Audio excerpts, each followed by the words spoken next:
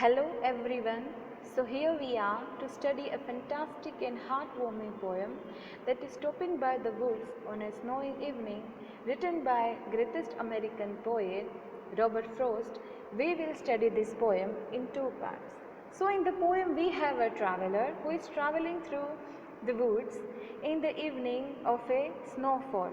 He was so much enchanted by the environment that he decided to stay there for a while. But whether he could stay there or not, we will say that in further, but let's have introduction of a poet first. Robert Lee Frost was an American poet. His work was initially published in England before it was published in America. He is highly regarded for his realistic depiction of rural life and his command of American colloquial speech. This line is very important. It shows that what is his style of writing. Every writer has their own style.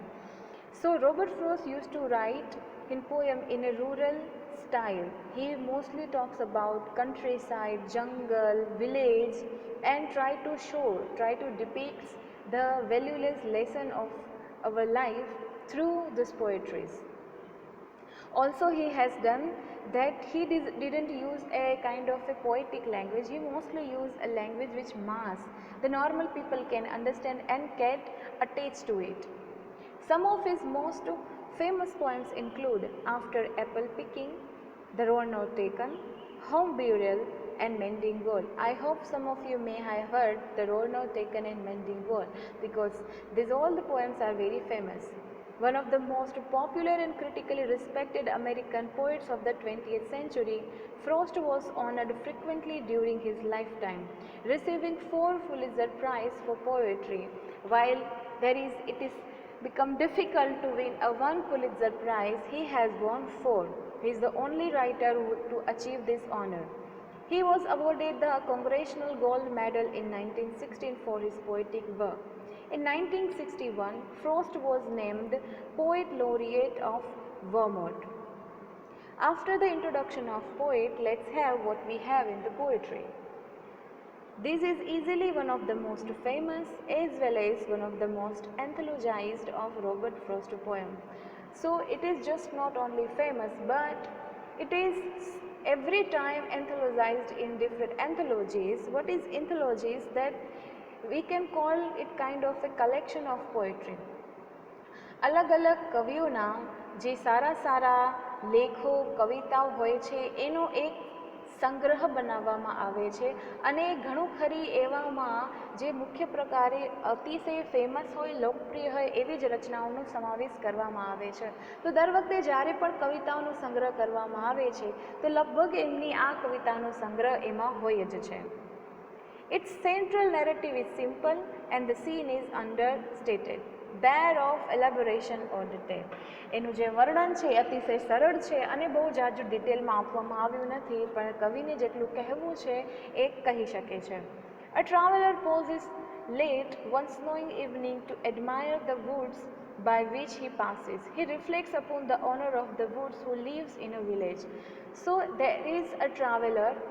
એક મુસાફર હોય છે કે એક સાંજે જ્યારે બરફ પડી રહ્યો હોય છે ત્યારે એક જંગલમાં એ પસાર થઈ રહ્યો હોય છે અને ત્યારે એનું વાતાવરણ એટલું સુંદર હોય છે કે ત્યાં એ થોડી ઘરવાર થોભી જાય છે. એને એવું થાય તો છે કે કદાચ હું જે આ જંગલનો માલિક છે એને ઓળખું તો છું.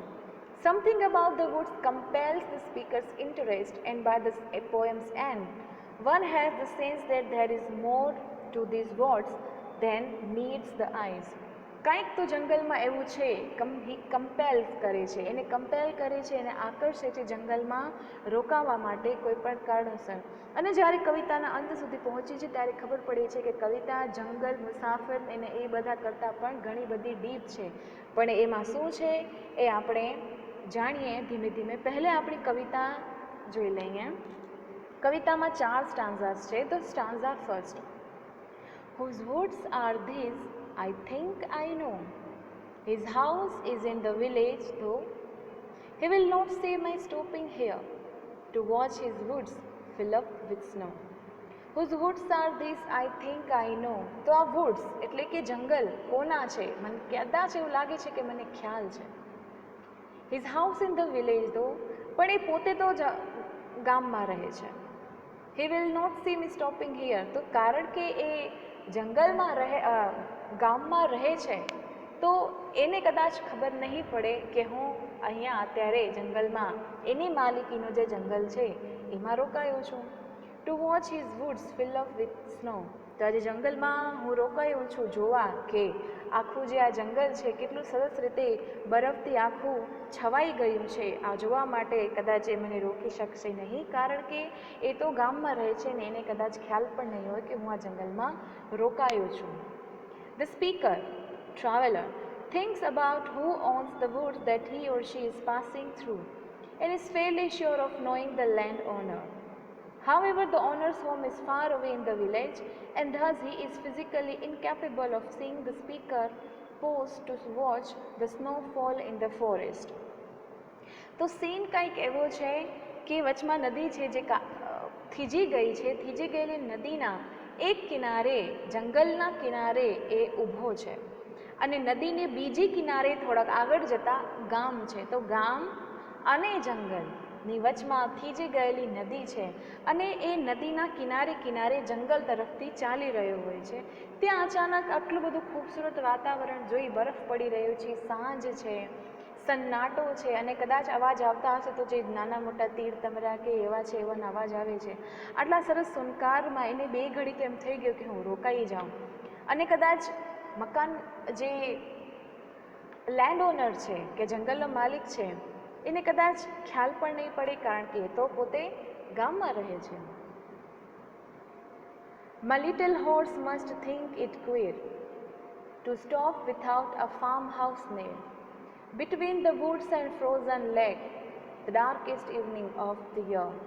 તો એ જે અચાનક જ ચાલતો કારણ કે ઘોડા ઉપર સવાર હોય છે તો એ થોભી જવાના કારણે એને એવું લાગે છે કે કદાચ મારો ઘોડો પણ ક્વેર એટલે કે એને પણ વિચિત્ર લાગતું હશે કે મારા માલિકને શું થયું, આ કેમ અચાનક અહીંયા રોકાઈ ગયો. ક્યાં?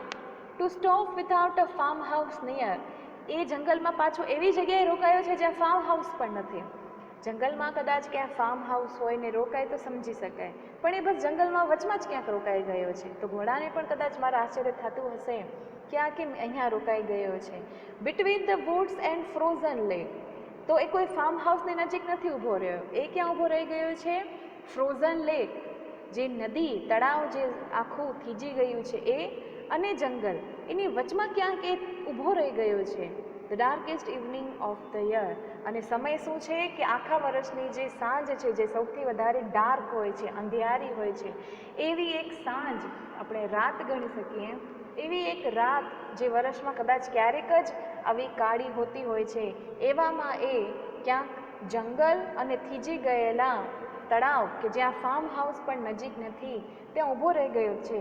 આવું જોઈને એના હોર્સને પણ એના ઘોડાને પણ થોડુંક વિચિત્ર લાગતું હશે. The speaker thinks his or her horse must find it strange to stop so far from any signs of civilization. Indeed, they are surrounded only by the forest and frozen lake on the longest night of the year. સ્પીકરને એવું લાગે છે કે મારા ઘોડાને પણ કેટલું વિચિત્ર લાગતું હશે કે મારો માલિક ક્યાં રોકાઈ ગયો છે. He gives his harnessed bell a shake to ask if there is some mistake. The only other sounds the sweep of easy wind and downy flake. તો એને આવી રીતે અચાનક ઊભા રહેતા જોઈને એના ઘોડાએ ઘંટડી એના જે ગળામાં બાંધેલી હતી એ ડગાવી એટલે ઘંટડીનો નાદ થયો. To ask if there is sum mistake. જાણે કે એમ પૂછતો હોય ઘોડાએ ઘંટડી વગાડીને કે ક્યાંક ગલત તો નથી ગયું ને, તને જ્યાં રોકાવાનું હતું તો એની જગ્યાએ ક્યાંક બીજે તો નથી રોકાઈ ગયું ને, એવો જાણે અણસાર આપતો એમ એને ઝીણી ઝીણી ઘંટડી વગાડી. The only other sounds the sweep of easy wind and downy flake. અને આ લાઈનમાં આપણે એ દર્શાવે છે કવિ કે જ્યારે ઘંટડી વાગે છે એના સિવાય ખાલી બે જ પ્રકારના અવાજ છે જે આખા જંગલમાં છવાયેલા છે. એક તો છે ઠંડી હવાના સુસવાટા અને બીજો છે કે જે બરફ પડી રહી છે હલકી હલકી જમીન ઉપર. એ બે સિવાય એકદમ શાંતિ છે અને એવી શાંતિમાં ઘોડાએ જાણે કે ઘંટડી જોરથી વગાડી. The horse shakes the bell on the harness as if asking if the speaker has made a mistake by stopping. The only other sound besides the ringing of the bell is that of the wind and falling snowflakes. which the speaker likes to feather of a goose down.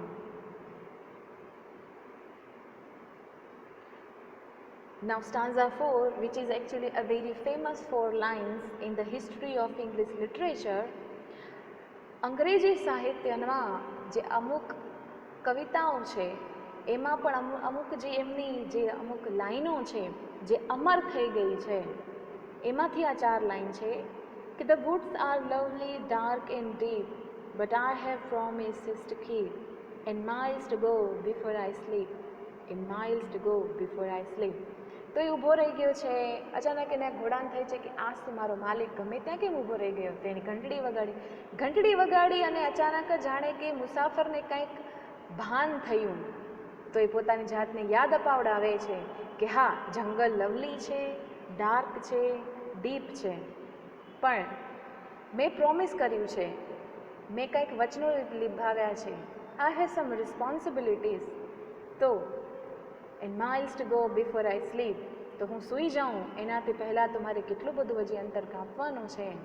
હું સૂઈ જાઉં એનાથી પહેલાં તો મારે કેટલું બધું દૂર જવાનું છે.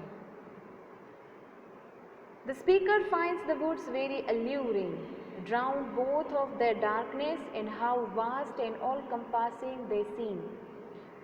અતિશય જે જંગલની ખૂબસૂરતી છે, એનું જે અલૌકિક વાતાવરણ છે એ મુસાફરને ગમી બહુ જાય છે. However, the speaker has obligations to fulfill elsewhere. પણ સ્પીકરે ક્યાંક તો કંઈક એવા કશાક વચનો આપ્યા છે કે જેથી એ ત્યાં રોકાઈ શકશે નહીં. Thus, though he or she would like to stay and rest, the speaker knows there are so many more miles to go before that will possible. અને એને ત્યાં રોકાવું તો ગમે છે, પણ એને ખબર છે કે એને ક્યાંક જવાનું છે, ક્યાંક પહોંચવાનું છે, અને એ બહુ દૂર છે, અને એ સૂવે એનાથી પહેલાં તો એને ત્યાં પહોંચી જવાનું છે. એટલે એને ભાન પડે છે અને એ વળી પોતાના રસ્તે નીકળી પડે છે. તો આ આપણી સાદી કવિતા છે. હવે કવિતા તમે સાંભળો.